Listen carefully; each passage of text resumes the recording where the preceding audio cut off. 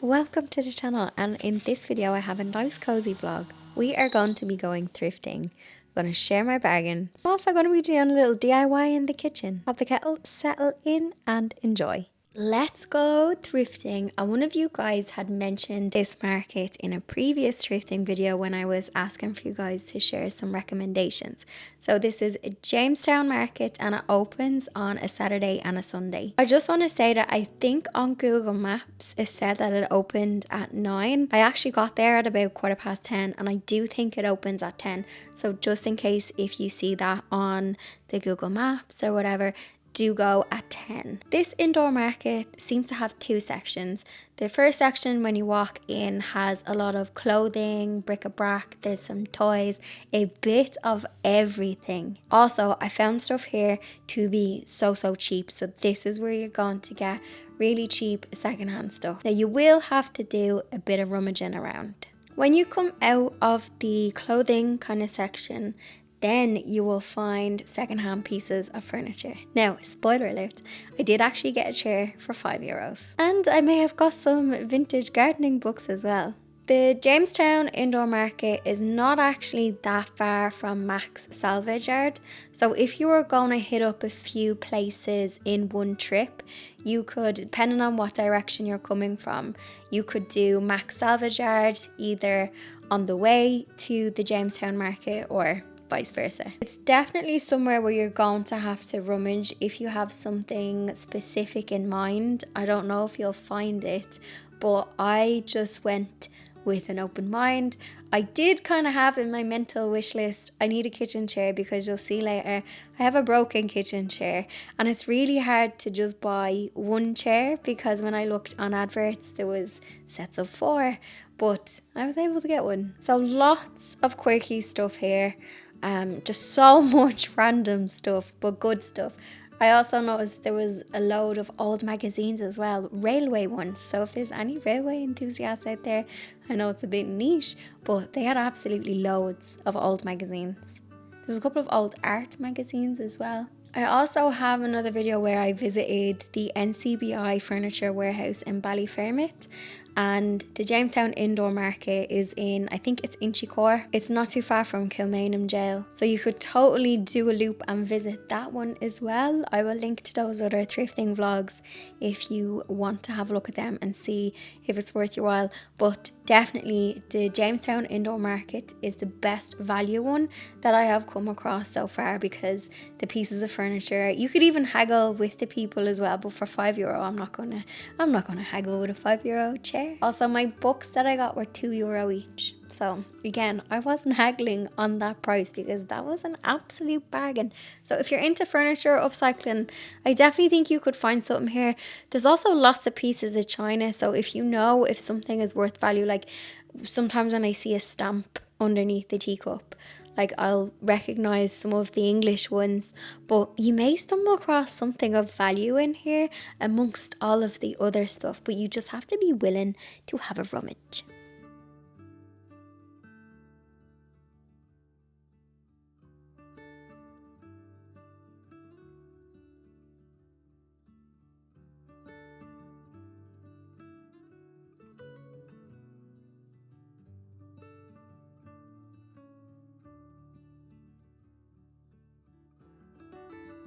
On the way back from doing a bit of thrifting, I decided to go through the Phoenix Park just because it was slightly on my way home. I just took a bit of a detour because I knew that there was a honey show on and I wanted to just have a little look at what was there. I thought maybe I could buy some as well, but there wasn't any vendors. And I also wanted to have a look in the walled garden, and this is in the Ashtown Visitor Centre. Highly recommend if you're visiting Dublin. I think the tour bus that goes around, you know, the hop on hop off, I think it stops at Phoenix Park. So if it does, it's definitely worth walking up and going into the walled garden. I think it opens until 4 p.m. during the week. When I was there, the honey judges were judging all of the different products from the beekeepers. Now, I had no honey this year, but I was thinking to myself, maybe one year I may have something worthy enough to enter into a honey show. I think yeah, I'm going to put that on a vision board. But I have nothing this year from my bees. My first year as a beginner beekeeper. You know what? And I've made many learnings, but there's always next year. The walled garden was looking absolutely beautiful, considering we're starting to get, you know, to the end of this season. Something I noticed was they had two lovely areas for cut flowers that were sown from seed. There was a little tag and it said sown in May, and I feel like I haven't seen that there before. They also had lovely sunflowers and pumpkins just growing in the grass, so you can't get in and touch the pumpkins, but I know my niece and nephew are obsessed with seeing them. So if you do have any littles and they want to see the pumpkins growing, I feel like it's a nice free place to bring them to have a little look, because I know in October everywhere will be, I don't know, pumpkin patches and all that, and they can be so expensive, but there is pumpkins in the walled garden if you want to just have a look at them and take a picture, but just bear in mind that you can't get in and touch them because it's roped off. There was loads of beautiful dahlias. They always have lovely dahlias this time of year, and they have the ones, I don't know the name of the variety, but I've noticed that they grow a lot of the darker foliaged dahlias, and I've often wondered why, and I actually don't have any of those darker foliage dahlias. All of the ones I have in my garden are green stemmed and green foliage, so I don't know, maybe they grow better there, or that's just the particular variety they have. So yeah, it's always worth a little stroll around here. I feel like they have a lovely border, and on the main walk down there's a beautiful border either side, and that changes so much throughout the season. So from spring into the height of summer and now into autumn, I can see a lot of stuff is starting to be left go to seed. So yeah, if you're ever stuck for any inspiration, and I know during the week there'll just be gardeners here working, so I'm sure you could pick their brains if you, I don't know, had a little garden question. Also the same with Shackleton Garden, that's also in Dublin 15. They do have gardeners there during the week, and they're not as busy as the walled garden, and I find that I can chat easy with them as well. I'd love to know if you have a favourite spot, so please do share in the comment section. Our community is global, so wherever you are, you may find someone that's in the same location.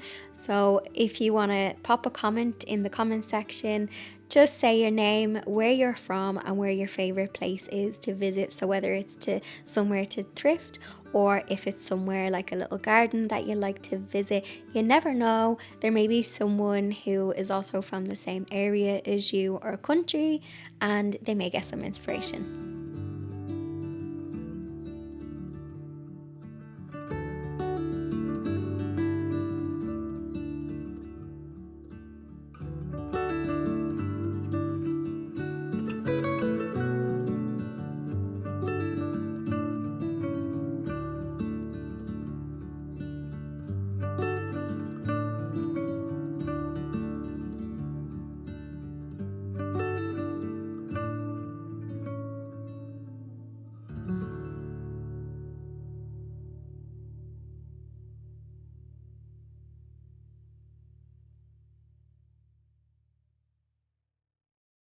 Okay, I want to show you my treasure.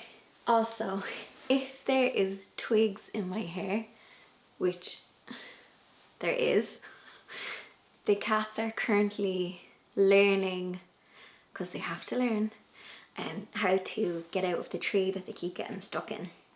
But baby steps. Okay, when I was in the Jamestown market, first of all, I got these because it's volume 1 and volume 2. Well, book 1 and book 2. Alan Titchmarsh. I was looking on I was trying to see a date. Sometimes there probably will be a publication date somewhere. Originally £18.99. Let me see if I can find a publication date. How to be a gardener. Back to basics. So these were €2 each, and I'm like, old gardening books, I just think not that not much changes with gardening, but you've got obviously there's new science and soil and things like that and plant variations, but I feel like the basics still stand. And I love that this book is very beginner friendly. It doesn't look like too much fancy Latin, which is what we want. Yeah, preventing weeds, mulching, weed-proof membrane. There's even pictures here of weeds. Yes, we love to see it. Now, that's book 1, and then book 2, How to Be a Gardener, Secrets of Success. I'm really after dropping it on my head. I said to myself, I'm not going to be buying random books and stuff, but I love old gardening books. I just think whenever I come across them, like, how old is Alan Titchmarsh and that? I can't find a date, a publication date. There is an ISBN on the back, but it doesn't have, I can't see a publication date on the inside or on the cover. Now, before we go downstairs and sort out the kitchen, and I explain why I got a €5 chair as well, I found this and I got like a little lump on my throat when I seen it, because of all the random stuff in the market. Like, there was bundles of clothes and then like little furniture section or whatever. So I just found this dusty little sign, but it has my mum's name on it.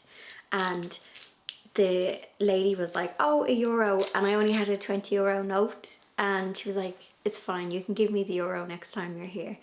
And I was like, that is so kind. So it's just a little sign, and it says Frances Garden, which is my mum's name, and it just has like a little garden label on the back, and it has a little string. So I think what I'll do is, I'm actually waiting for the soil to settle on my mum's grave, because I can't do anything with it, and like I can't plant on it yet. I can't put flowers, like obviously flowers, but not plants. I can't plant plants.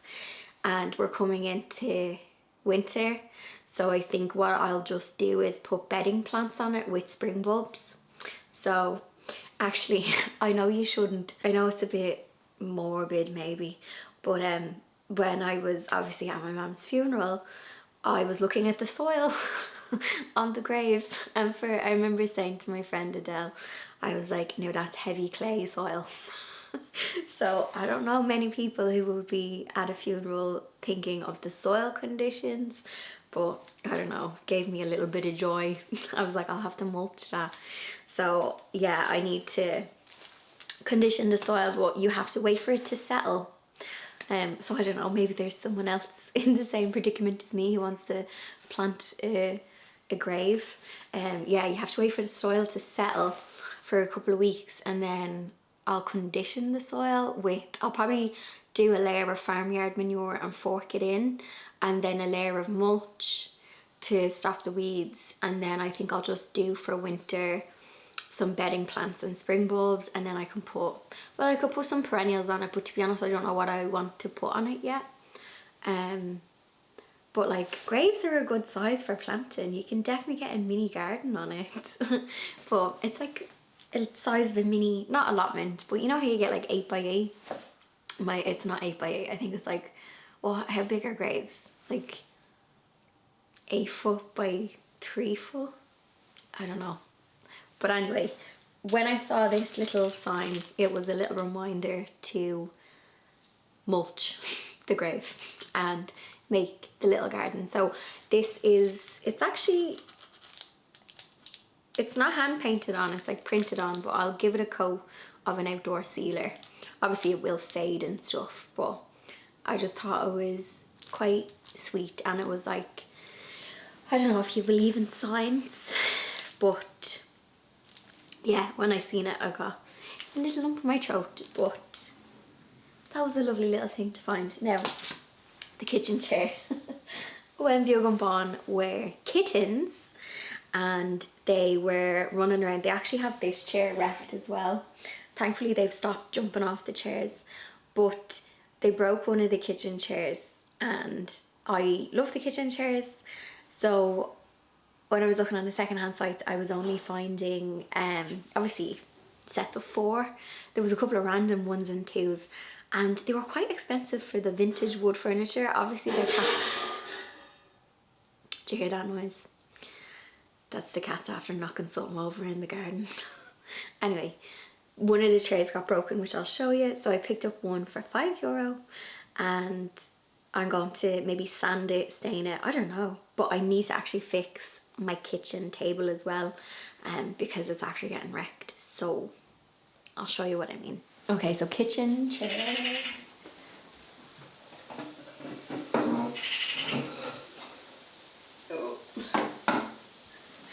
Oh no. Okay, so this is my broken chair. The top of it, so it's shattered, the wood here and here. This is also coming out, and then the top piece has come off. The reason why this looks like a shabby chicy chippy chair is because I was years ago testing out a wood stripper, like a natural one, and it was a nightmare trying to strip paint. And I did get another stripper, which I might try because I like the light washed wood effect. But yeah, what happened was, I'm sorry, there's a magpie outside going mad in the tree, but the cats are sitting on the grass, they're not doing that, and so I don't know. So I'm gonna keep some of this chair. I was thinking this could possibly make for a cute key rack or something. Yeah, like this could be salvaged. It's just the spindles have broken off on the top, and they've kind of clean broken only on two. This one is kind of shattered, so wood glue might fix it, but it's not going to be 100%. And the last thing I want is someone in my house leaning back and then they fall off the chair. But anyway, that's the chair. What was happening was the kittens were jumping when they were kittens, and they were pushing it back, and they knocked it over one too many times, and it was just this one particular chair, and it went. So this is my €5 chair, and I'm absolutely delighted with it. Now my niece was actually here yesterday. I didn't put that cushion there. It looks perfectly styled. My niece was doodling, so we put that there. Yes, this is the chair. Just the varnish on it has been damaged. A little bit of marker. But the thing with this is it's solid. And I kind of like, it's a bit too orange for me, but I do like the wood on it. And so I have the other chairs painted white, and I like the bleached wood effect on this, which I'll show you in a minute what I need to fix on the table. But I don't know, maybe two of the chairs in a dark stain. I don't want to paint it, but I need to fix the finish on it. I need to do a bit of sanding on this, or yeah, I need to do something. Now the tabletop is more shabby than chic. So I finished this off with a furniture oil. It was a wax oil. And the reason why I went like this is because, first of all, I work on this table and I shouldn't. I treat it sometimes as a workbench. So some are cat scratches from when they jump over. Some are, I was making bee frames and I was hammering and I left a few dints. So it's partly my fault. And there's a bit of varnish from a project over there. What else have we got? It's just like scratches and dints. But yeah, there's another bit of, that's something. Bit of varnish maybe off something. So yeah, I'm going to just sand the top and re-wax it. But it's pretty much, the reason why I went like that is me. It's me. So the bottom is fine. That's grand. So I just need to do the top. And this table, that table and 4 chairs, I got for €50 about 10 years ago. It has been painted all in white. I have stripped it. It has gone back to wood. It's had many makeovers. But I don't mind when I wreck it, because it was 50 quid and she's solid wood. If I had spent £1,000 on that, I think I'd be like, oh no. And that is why I love taking secondhand or upcycled things, because you can just sand it, restain it, and I don't feel bad when I wreck it. This is why I can't have nice expensive things, because I will find a way to dint it. So yeah, I'm going to freshen that up, because you know when people come for tea and I put them on my shabby table. I'm kind of like, oh, sorry. And I think, yeah, it's just gonna look nicer. And I don't know, I like the combination of painted and stained. But I think this little chair, I'm just testing out how solid it is. I think I might stain it a bit dark. I don't know, like the colour of my hair dark. Like that ashy tone. What do you think? Yeah. Okay, I'm procrastinating. I don't want to dig out the sander. But anyway, I have tea. So let's go. As my table is quite heavy and I didn't want to try and awkwardly lift the whole thing out, I was like, aha, why don't I just unscrew the top that I need to sand, and that will make my life much easier. If you're wondering why I'm marking the underneath with pencil, this is just so when I go to put the table back together, I can align the drill holes. So I marked them with pencil, unscrewed the base, and then lifted it off to bring it outside, where thankfully it was nice and sunny. Perfect day for doing a bit of sanding.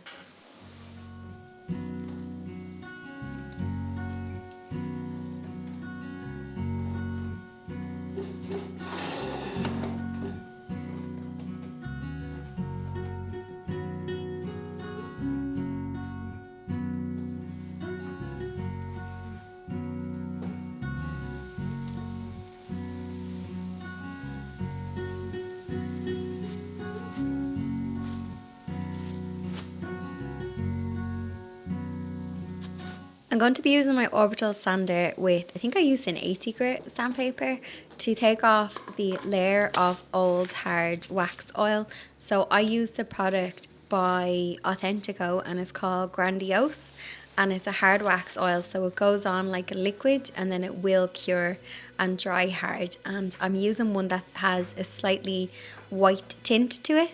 But before I can reapply it, I'm going to sand off everything. And I was pretty happy with this. I mean, a tabletop in a kitchen gets an awful lot of traffic. Same as like a worktop in your kitchen if you have like a wooden worktop. I think I last did this maybe 3 years ago. If all I did was just eat at my kitchen table, it would have been fine. But sometimes, like I said, it turns into a little workbench. Now, I feel like I'm in the market for a new sander. I'm not in love with the Ryobi one, and I think it's because in my woodwork class, oh, the sander in there obviously is like a super expensive one. It's attached to a Hoover, so it's really, really tidy. And yeah, it just feels like it's more powerful. And I don't know if I want to invest in like a professional kind of sander. I don't know, but if you have any recommendations of any sanders that you absolutely love, if you do a lot of furniture upcycling or sanding, or if you have any sanders that are good for hard to reach areas like spindles on chairs, I would love your suggestions in the comment section.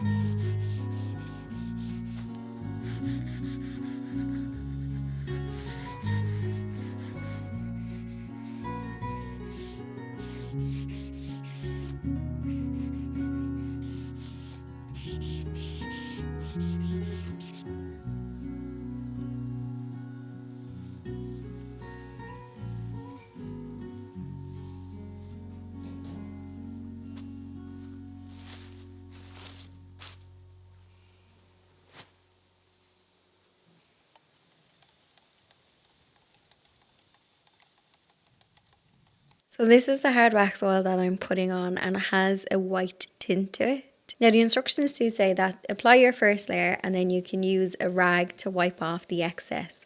But I'm working it in with an old paintbrush. I'm going to work it into the raw wood with the brush, and then I'm going to smooth it out. So I want a textured effect on it. So it's almost like whitewashing a piece of furniture, but I'm just doing it with this tinted wax oil. This does have a longer drying time, so you have to allow 24 hours between coats. And once it's cured, you have to give it 3 weeks before it is fully cured. So it will be touch dry, but you have to just be extra careful with it. It does say that you can use this on floors. I'm not sure if I would use it on floors, but I do find it durable enough for the likes of kitchen tables and things like that. But I don't know if I would use it on flooring.